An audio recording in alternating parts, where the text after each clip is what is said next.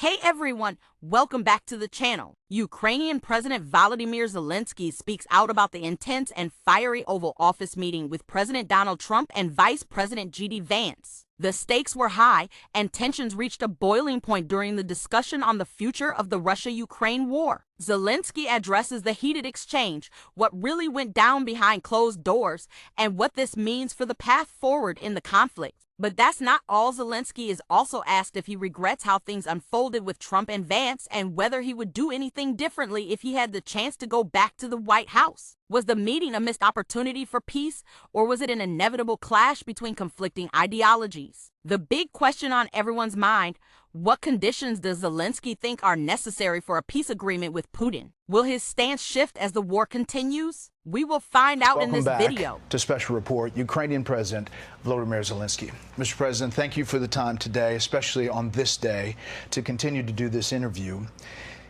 President Trump said after your meeting that you disrespected him and the Vice President and all of America in the Oval Office. Do you think you did, and do you think you owe an apology to President Trump? Thank you so much. First of all, thank you for the invitation for this dialogue, and good evening to all your country, to all Americans. I'm very thankful to Americans for all your support. You did a lot. I'm thankful to President Trump and to Congress bipartisan support. And I was always very thankful from all our people. You helped us a lot from the very beginning during 3 years of full-scale invasion. You helped us to survive. Anyway, we are strategic partners, and even in such tough dialogue, and I think we have to be very honest, and we have to be very direct to understand each other, because it's for us very necessary to President Trump. And I'm with all respect that he wants to finish this war, but nobody wants to finish more than we, because we in Ukraine, we are in this war, we are in this battle, and battle for freedom for our lives. So I'm just telling that I think that we have to be on the same side, and I hope that the president on our side together with us, and that is very important to stop Putin. And I heard from President Trump a lot of times that he will stop the war, and I hope he will, and we need to pressure him with Europe, with all the partners. And I think this dialogue had to be a little bit earlier to understand where we are. Like, you know, I don't remember exactly, but like President Reagan said, that peace is not just an absent the war. Yes, we are speaking about just and lasting peace, about freedom, about justice, about human rights.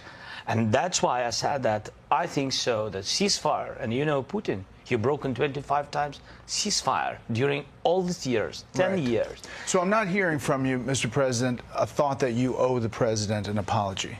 No, I respect President, and I respect American people. And if, I don't know, if I think that we have to be very open and very honest. And I'm not sure that we did something bad. I think maybe sometimes some things we have to discuss out of media, with all respect to democracy and to a free media. But there are things where we have to understand the position of Ukraine and Ukrainians, and I think that is the most important thing.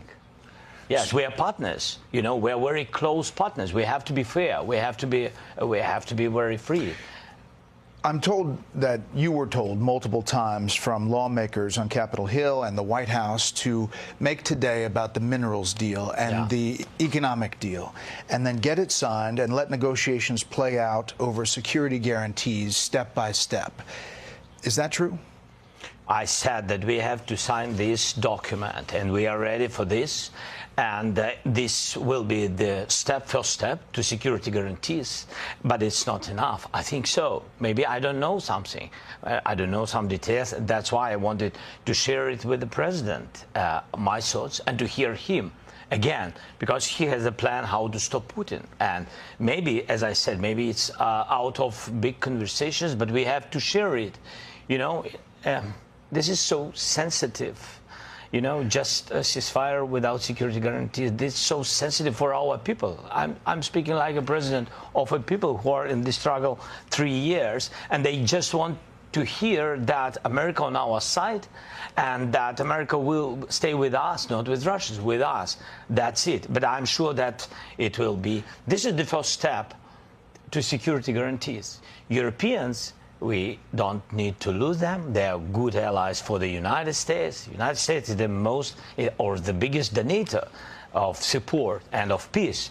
But we don't need to lose Europe, and they also want to know next steps. We have to be very open to understand how to stop the war. Right. But do you think the public spat in the Oval Office in front of the media served Ukrainians well today? I think this kind of spat is I mean, this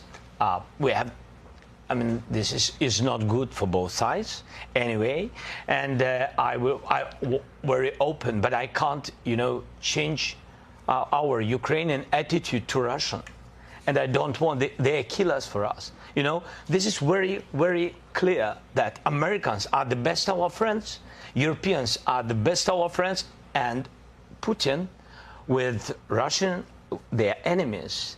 And it doesn't mean that we don't want peace. We just want to recognize the reality, the real situation. President Trump is convinced that you will never sign a deal with Vladimir Putin. Is he right? No, I think so. What I think, Ukraine wants peace, and we will have anyway diplomacy. We will have negotiations. I only said that I think so. It's about just and lasting peace. It means that we have to be very strong at the table of negotiations, and at these negotiations, Ukraine and Russia, like sides of this war, have to be, and the United States and Europe. That's what I said. So we are ready for peace, but we have to be in strong position. What does it mean? Just to know that our army is strong, that our partners with us, and that we have security guarantees. Am I not right? Leaving the White House today, President Trump said this. He's looking to go on and fight.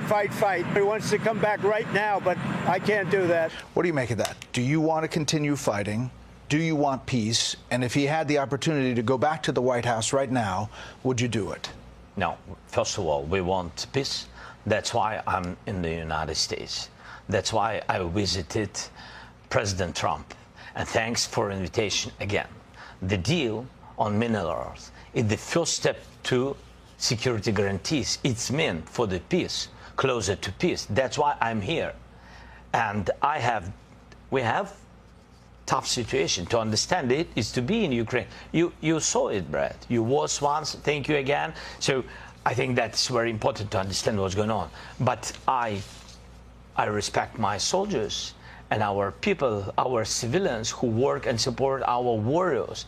I can't say just stop. Nobody will stop because everybody afraid that Putin will come back tomorrow. We want just and lasting peace. It's true. We want security guarantees. We raise this topic about NATO the quickest way, but not all the countries are on this side. I said, okay, if not NATO, nobody is pushing.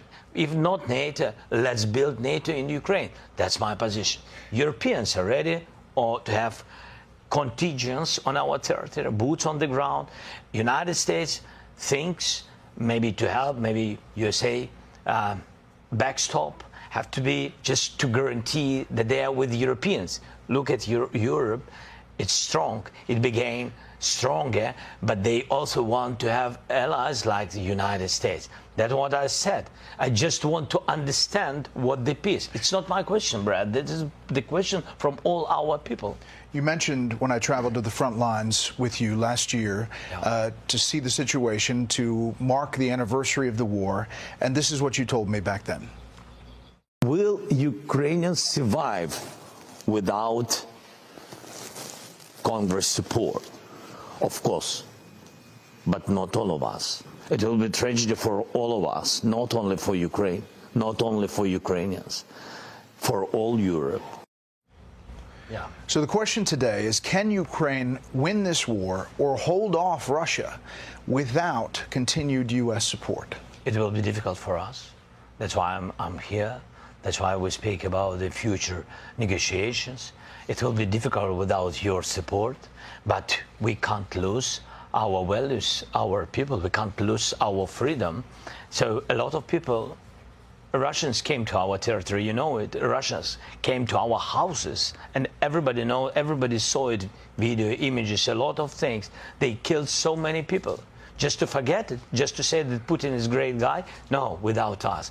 We don't want it. That's why we speak about, you know, everybody remembered how it was the first days of the war, how they came. Nobody wants in Ukraine, yes, of course, nobody will forget it, but nobody wants to have, again, new wave of occupation. That's why when we say, no NATO, what security guarantees can we have?